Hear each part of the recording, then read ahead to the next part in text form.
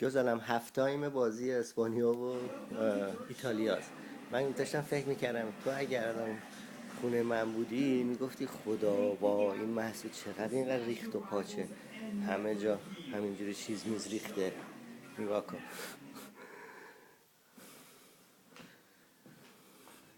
از اینجا میره طبقه بالا و تا خواه،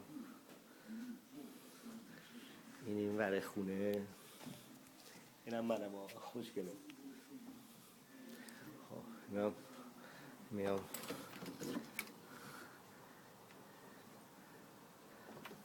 حیاتو، اینم این ونی که باش میرم کارو میام، اینم نیبرهودو.